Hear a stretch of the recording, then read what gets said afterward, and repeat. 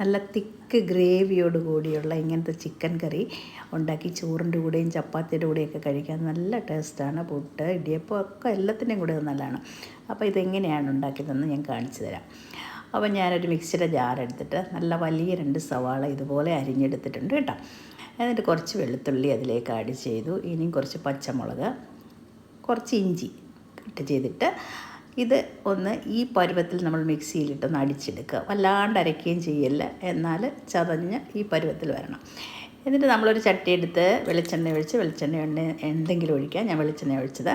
അതിലേക്ക് കുറച്ച് കറുവപ്പട്ടയും പെരുംജീരകവും ഒക്കെ കൂടെ ഏലക്കയൊക്കെ കൂടെ ഇട്ട് കൊടുത്തിട്ട് നമ്മുടെ ചതച്ച് വെച്ചിരിക്കുന്ന ഇഞ്ചി, വെളുത്തുള്ളി, പച്ചമുളക്, സവാള ഇത് നന്നായിട്ടിട്ടൊന്ന് വഴറ്റിയെടുക്കുക. നന്നായിട്ടൊന്ന് വരുന്ന പച്ചമണം മാറുന്ന സമയത്ത് കുറച്ച് മഞ്ഞൾപ്പൊടി ഇട്ട് കൊടുത്തു. പിന്നെ അതിലേക്ക് കുറച്ച് മല്ലിപ്പൊടി, കുറച്ച് കാശ്മീരി ചില്ലി പൗഡർ, കുറച്ച് ചിക്കൻ മസാല ഇത്രയിട്ട് ഇത് നന്നായിട്ടൊന്ന് മൂപ്പിച്ചെടുക്കാം കേട്ടോ. തീയൊക്കെ കുറച്ചിട്ടിട്ട് അപ്പോൾ ഇത് നന്നായിട്ട് ഒന്ന് ഇളക്കി മിക്സ് ചെയ്തതിന് ശേഷം നന്നായിട്ട് പഴുത്ത ഒരു തക്കാളി ചെറുതായിട്ട് അരിഞ്ഞിട്ട്, തക്കാളിപ്പഴം ചെറുതായിട്ട് അരിഞ്ഞത് ഇതിലേക്ക് ആഡ് ചെയ്ത് കൊടുക്കുക. എന്നിട്ട് നന്നായിട്ട് ഇതുപോലെ ഇളക്കി ആ ഒരു മസാല എങ്ങനെ അങ്ങോട്ട് ഇതാക്കുക. അപ്പം ഇത്തിരി വെള്ളം മിക്സിയുടെ ജാറിലെ വെള്ളം മാത്രമേ ഒഴിച്ചുള്ളൂ കേട്ടോ. അതും കൂടി ഇട്ട് ഈ രീതിയിലൊന്ന് നന്നായിട്ട് ഇളക്കി അങ്ങോട്ട് കൊടുക്കുക. അങ്ങനെ അത് നന്നായിട്ടൊരു നല്ല മണമൊക്കെ വരുന്ന സമയത്തേക്ക് നമ്മൾ കഴുകി വൃത്തിയാക്കി വെച്ചിരിക്കുന്ന ചിക്കൻ, ഇപ്പം ഞാൻ കുറച്ച് കറിയേ വയ്ക്കുന്നുള്ളൂ, അപ്പോൾ അതിന് അനുസരിച്ചുള്ള ഇൻഗ്രീഡിയൻസാണ് ഇവിടെ ചേർത്തിരിക്കുന്നത്. അപ്പോൾ ഇത് നന്നായിട്ടൊന്ന് കൂട്ടി യോജിപ്പിച്ച് ആവശ്യത്തിനുള്ള ഉപ്പും കൂടെ നമുക്ക് ഇട്ട് കൊടുക്കാം കേട്ടോ.